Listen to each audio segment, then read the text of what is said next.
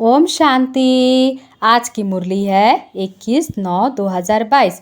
पहले सार देख लेते। बाबा यहाँ पे कहते हैं कि मैं गरीब निवास हूँ, गरीब बच्चों को ही आके मैं ज्ञान देता हूँ जो साहूकार बनते हैं।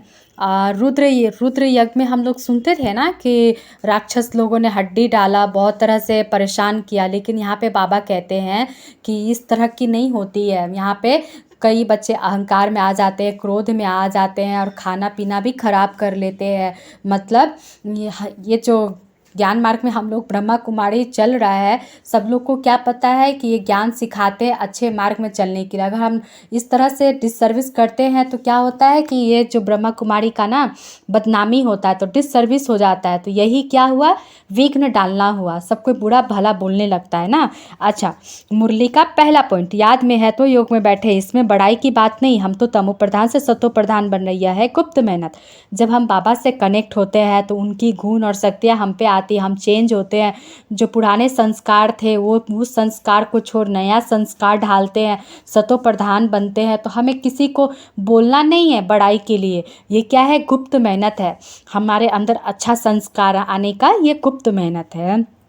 दूसरा पॉइंट, जब बाबा के बनते हैं, सरेंडर करते हैं, तो सब कुछ पिछाड़ी में हम जाकर साहूकार के घर में जन्म लेते हैं और बाद में महल बनाएंगे। मतलब यहाँ बाबा कहते हैं कि हम बाबा के बच्चे बने हैं तो ज्ञान लेते हैं, ज्ञान धारण करते हैं, अच्छे संस्कार ढालते हैं अपने अंदर। तो जब शरीर छोड़ते हैं तो हम अच्छे घर पे जन्म लेते हैं, जैसे कि साइंटिस्ट हुआ, इंजीनियर हुआ, नेता लोग हुआ। इन लोग के घर पे जाके फिर वहाँ से अच्छे अच्छे संस्कार लेके हम सतयुग में जाके महल बनाएंगे, एरोप्लेन बनाएंगे। इस तरह से हम लोग वहाँ पे करेंगे। तीसरा पॉइंट है, अब बच्चे समझते 84 जन्म पूरे हुए, आप पुराना शरीर छोड़ स्वर्ग में जाएंगे, फिर स्वर्ग में जाकर समय पर पुराना शरीर छोड़ दूसरा लेते रहेंगे सर्प की तरह।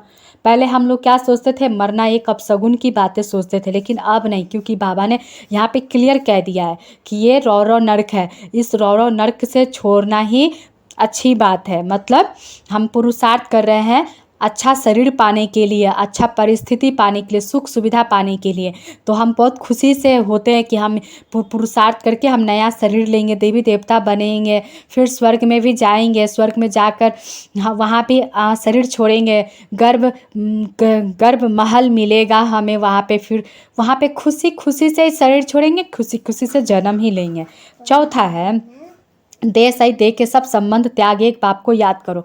अगर हम संबंध में रहे तो क्या होता है, परिस्थिति का प्रभाव हम पर आ जाता है, हम दुखी में ही रहते। इसीलिए अगर सुखी बनना है तो देह सहित सब कुछ छोड़ देना है, क्योंकि ये सब सोहा हो जाना, आज है कल नहीं रहेगा। इन आँखों से जितने भी देखते हैं वो सब कुछ नहीं रहेगा। इसीलिए हमको ये सब को देखते हुए भी नहीं देखना है, बस मन और बुद्धि से भूलना है। सब कुछ करते हुए मन और बुद्धि से भूल कर सिर्फ बाबा से कनेक्ट रहना है, बाबा और मैं, बस। तो ही जाके अंतमति सुगति हो पाएगी। मुरली का पांचवा पॉइंट है, खिचड़ा नहीं सुनना चाहिए, ज्ञान के अलावा सब बातें व्यर्थ है।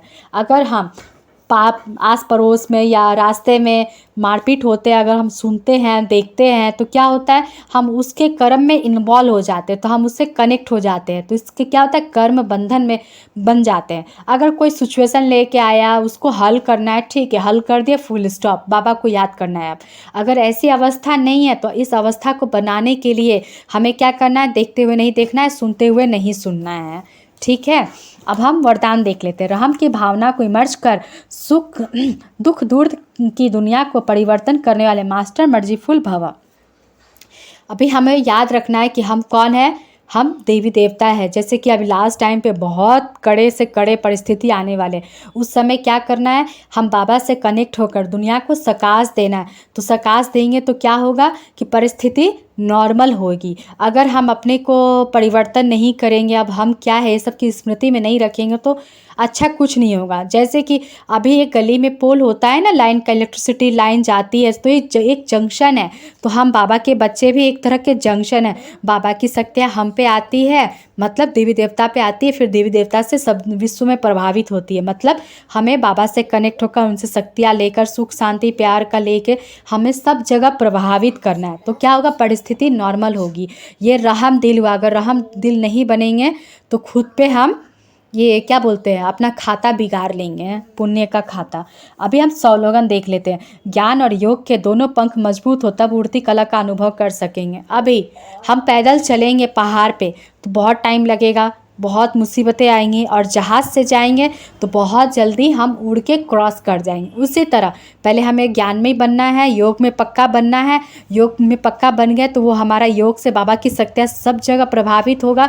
चाहे कैसी भी सिचुएशन हो ना, वो सब हल्की हो जाएगी, और हम ना उड़ती कला में हम परम धाम के उड़ने के लिए हम लायक बनेंगे, क्योंकि हमें कोई भी रिश्तेदारी, कोई भी परिस्थिति हमें खींचेगा नहीं नीचे।